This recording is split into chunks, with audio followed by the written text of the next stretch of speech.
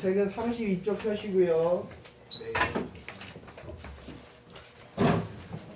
원소들의 주기성에 대해서 한번 진도를 나가보도록 하겠습니다.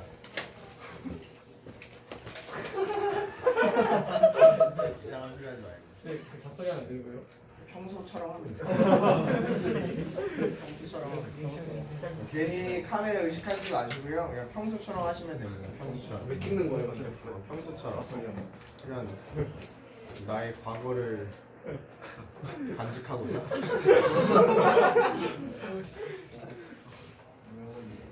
우선 카메라 의식하지 마시고요. 평소처럼 하시면 됩니다. 평소처럼 아시겠죠? 네. 자, 책은 5to 32페이지. 원소들의 주기성.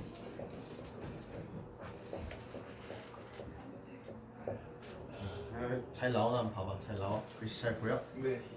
글씨 잘 보여요. 한번 해보도록 하겠습니다. 원소들의 주기성을 할 때는 우리가 빼먹을 수 없는 게 주기율표고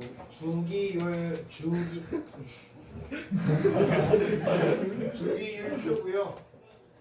주기율표가 어떻게 만들어졌는지에 대해서 한번 좀 봐보도록 하겠습니다. 일단 물질이라고 하는 걸 쪼개보니까 뭐가 있더라? 원소가 있더라. 근데 이 원소라고 하는 거는 우리가 뭐라고 정의를 하냐면 물질을 구성하는 기본 성분이라고 했습니다. 성분. 문 좀 보고. 그러면은 성분이라고 하는 말에서 우리가 뭘 좀 봐야 되냐면 원소와 원자는 좀 다른 말이에요. 원자는 원소랑 비슷한데 얘는 구성하는 기본 입자입니다. 입자. 성분과 입자. 그래서 원소를 이야기할 때는 몇 가지가 있다, 몇 종류의 성분으로 되어 있다라고 이야기를 하고요. 원자를 이야기할 때는 입자이기 때문에 그 알갱이 개수로 나타낼 수가 있어요. 우리가 개수로. 그래서 원소는 그냥 어떤 것이 있다 해서 물질을 나타낼 때 몇 가지 혹은 몇 종류 이렇게 나타낸다라고 하는 거랑 원자는 몇 개 이렇게 나타낸다라고 하는 것만 알고 계시면 될 것 같아요.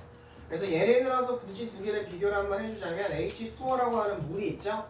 얘는 두 가지의 원소, 즉 수소와 산소로 이루어져 있으며 총 3개의 원자, 2개의 수소와 하나의 산소로 이루어져 있다라고 조금은 다르게 이야기를 할 수가 있습니다. 그건 거의 같은 건데 좀 자세하게 들어가면 좀 다르다라는 거지. 그 다음에 이 원소라고 하는 거는 한 120여 가지가 현재 한 110여 가지, 120여 가지가 발견이 됐어요. 사람들이 이 원소라고 하는 거를 쫙 나열을 한번 해보니까 얘네들이 성질이 비슷한 것들이 있더라. 성질이 비슷하더라. 근데 얘네들은 어떠한 순서대로 쭉 나열을 해보니까 몇 번째에 한 번씩 좀 성질이 비슷하더라. 그래서 그거를 좀 정리를 해둔 걸 보고 우리는 주기율표라고 합니다. 주기율표. 그럼 우리 원소라고 하는 건 우리가 앞에서 배웠어요. 어디서 배웠냐면 빅뱅 우주론과 별의 탄생과 진화를 하면서 배웠는데 맨 처음에 수소와 헬륨은 빅뱅 우주론 때 만들어졌고요. 빅뱅 우주론 초기 때. 그 다음에 헬륨부터 철까지는 별의 내부에서 만들어졌고요. 그 다음에 철보다 크고 우라늄까지는 초신성 폭발 때 만들어졌습니다. 즉 얘네들의 번호로 나타냈을 때는 수소가 1번이고요. 우라늄이 92번. 그러니까 즉 1에서 92번까지의 원소들은 그 자연 상태에서 만들어진 원소들이고요. 그 주기율표에서 보시면 93번 이상인 원소들이 있습니다. 이 원소들은 우리가 조금은 인공적으로 손을 대서 만들어낸 원소들이라고 알고 계시면 좋을 것 같아요. 이 원소들을 과거에는 이 많은 원소들을 다 알지 못했겠죠.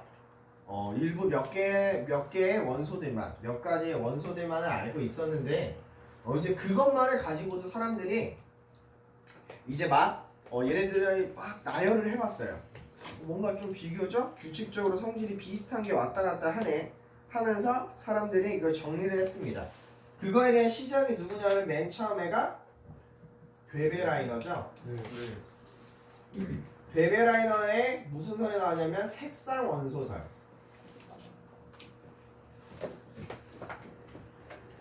베베라이너의 새쌍 원소설이라고 하는 게 나오고요.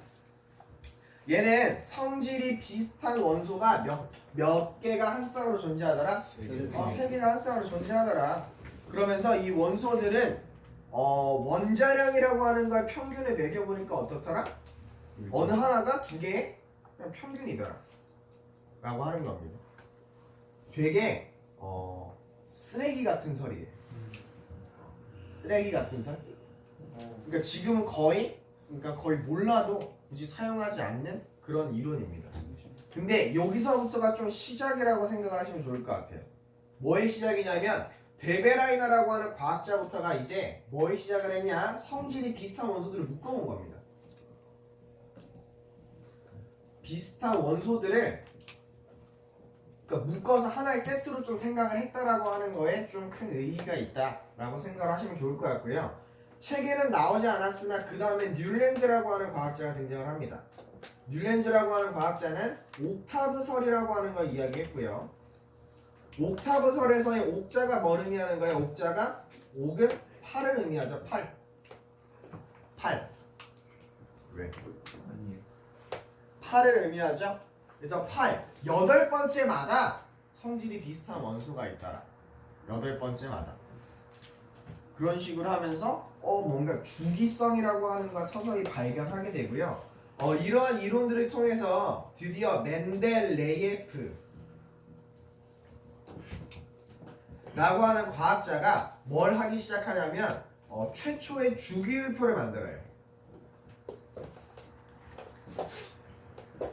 표로 나열을 합니다. 대단한 거죠. 뭐든 최초라는 게 좀 대단한 거예요. 근데 최초의 주기표를 만드는 얘는 어떻게 만드느냐면요. 얘네들을 원자량 순으로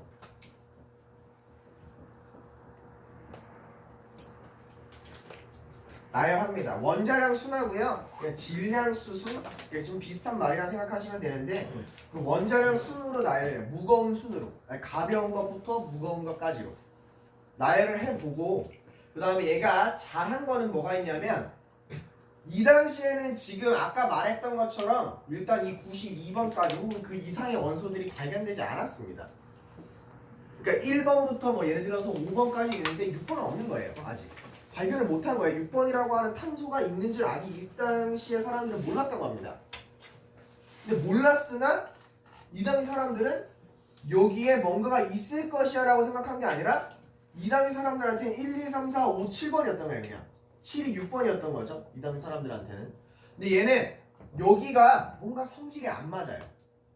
내가 나열을 해보고 나니까 여기 5번하고 5번의 붕소, 예를 들면 붕소하고 5번의 붕소와 7번의 질소 사이에 얘네들을 그냥 나열을 하자니 성질이 안 맞아. 성질이 안 맞아. 이 사이에 뭔가가 우리가 아직 발견을 못한 뭔가의 원소가 있을 것이라고 예측을 합니다. 그래서 아직 발견되지 않은 원소는요.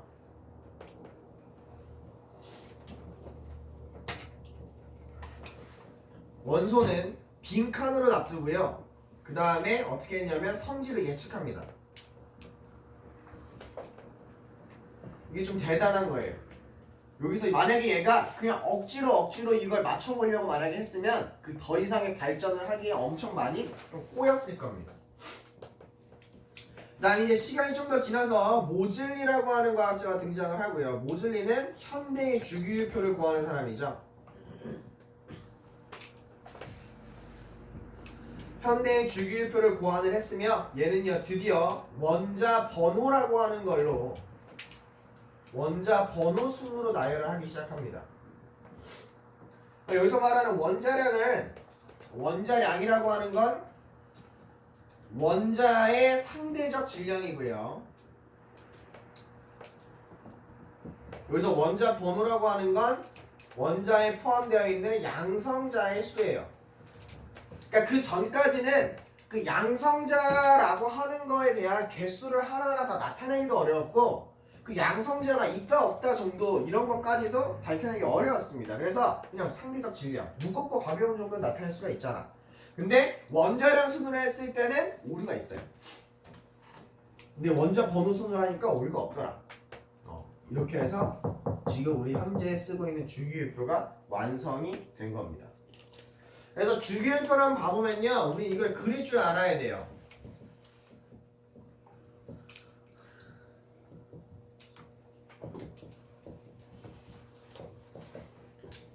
책에 그려져 있을 텐데 한번 그려보겠습니다. 이거 옆에 빈 공간에다가 각자 자기가 좀 그릴 줄 알아야 돼요.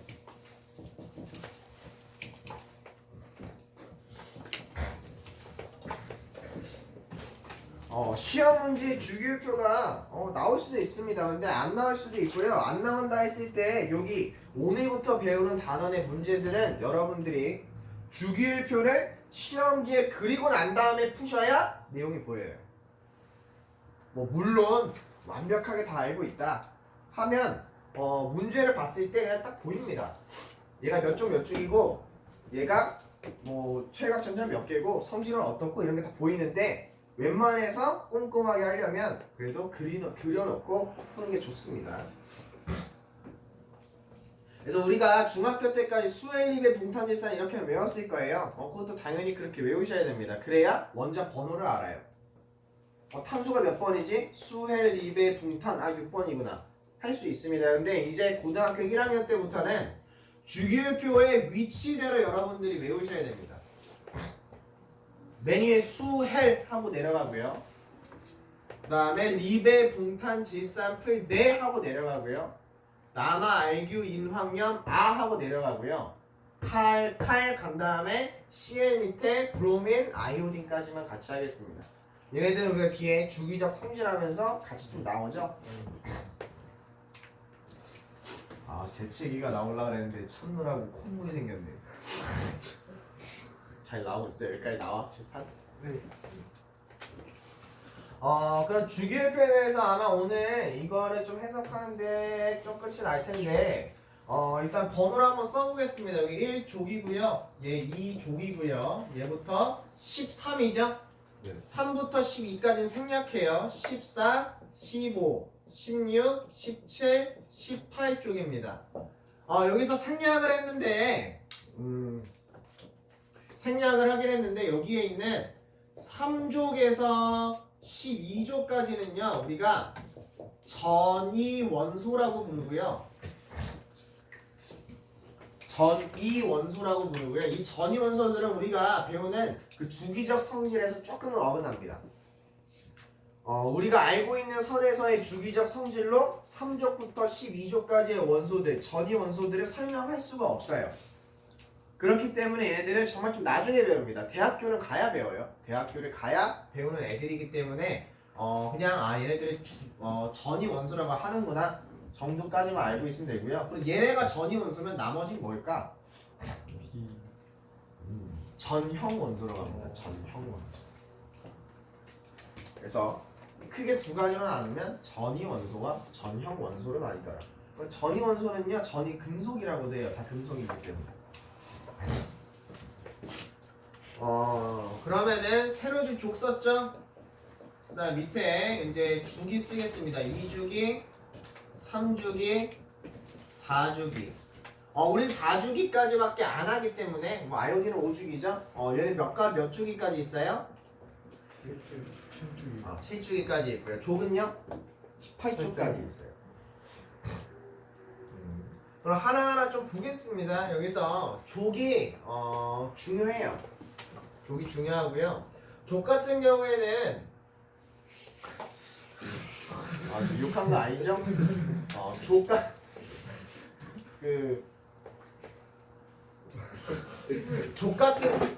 같은 경우에는요. 욕한 거 아니죠? 좀 오해하지 마세요. 1의 자리수가 근데 진짜로 내가 욕을 빙자한 뭔가 좀 웃음거리를 만들고자 한 게 아니라 정말 수업을 한 거야. 지금 오해할 것 같아가지고 그러는데 1의 자리 숫자가 뭘 의미하냐면 얘가 가지고 있는 최외각 전자수 혹은 나와 여기까지 네, 걸쳐요. 원자과 전자수를 의미해요. 근데 쌤 모습이 안 나와요. 안 나오면 최소 잘 나와. 걸쳐요. 안 나와야 잘 나와. 이게 확실판은 나오지? 네. 그럼 시작했어. 근데 네 목소리도 나와. 여기서 이게 왜 중요하냐면 그 화학에서 이것 좀 알고 가야 됩니다. 이게 화학 반응은요. 화학 반응과 연관이 되어 있는 거는 이 기호를 펴자. 화학 반응은요. 무조건 전자에만 관여해요. 전자. 연관이 있습니다. 전자에만. 근데 그 전자들 중에서도 어떤 전자랑? 최외각 전자 혹은 원자과 전자랑만 연관이 있어요. 여기 보면요. 최외각 전자라고 하는 건 뭐냐면 최외각입니다. 혹시나 해서 최외곽 쓰지 마. 최외각 전자는요. 가장 바깥 껍질에 있는 전자입니다. 그 다음에 원자과 전자는요. 화학 반응에 참여하는 전자예요.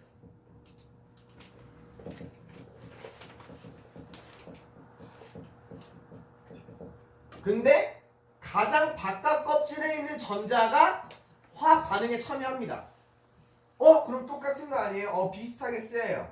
어디서부터 어디까지만? 1쪽에서 17쪽까지만. 얘네들은 비슷할 뿐 다릅니다. 어디서 다르냐면 18쪽 같은 경우에는 18쪽에서는 헬륨은요. 최외각 전자는 2개이나 18쪽은 반응에 참여를 해 안 해? 화학 반응을 해 안 해? 안 하죠. 그래서 얘는 원자과 전자는 0개입니다. 얘만 달라요. 나머지 애들은 수소 1쪽이죠. 최외각 전자 하나입니다. 원자과 전자도 하나예요. 17쪽 플로린이죠. 플로린 최외각 전자 7개입니다. 원자과 전자 7개예요. 근데 18쪽만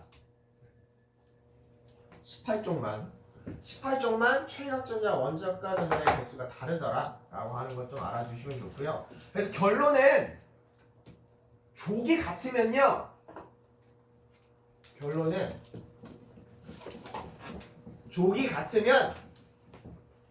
같으면 원자과 전자수가 똑같죠.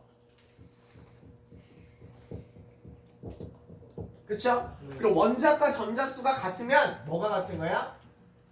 화학적 성질이 비슷하다라고 할게요. 아예 같다라고 하긴 좀 뭐하니까. 문제에서 같다라고 나올 수도 있습니다. 그럼 같은 맞아요. 비슷하다? 맞습니다. 둘 다 맞다라고 생각을 하시면 돼요. 그렇기 때문에 문제에서 플로린, 염소, 화학적 성질이 비슷하다 하는 맞는 얘기입니다. 산소와 염소 다른 애고요.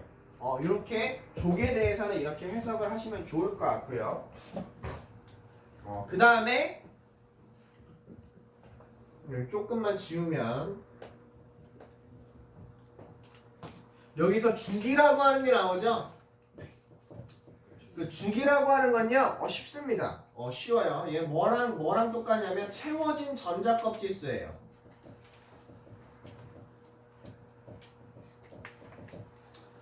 채워진 전자 껍질 수를 의미합니다. 수소는 그럼 몇 번째 껍데기까지 채워진 거야? 첫 번째 껍데기. 리튬은요? 두 번째. 인은요? 인? 세 번째 껍질까지 채워진 겁니다. 근데 간혹 가다가 문제에서 뭐가 나오냐면 그 바닥 상태라고 하는 말이 나와요. 바닥 상태라고 하는 말이 나옵니다. 바닥 상태의 원자가 채워진 전자 껍질 수다. 바닥 상태가 뭐지? 생각하지 마시고요. 바닥 상태가 그냥 가장 안정한 상태라고 생각하시면 됩니다. 화학에서 말하는 가장 안정한 상태를 바닥 상태라고 이야기를 해요.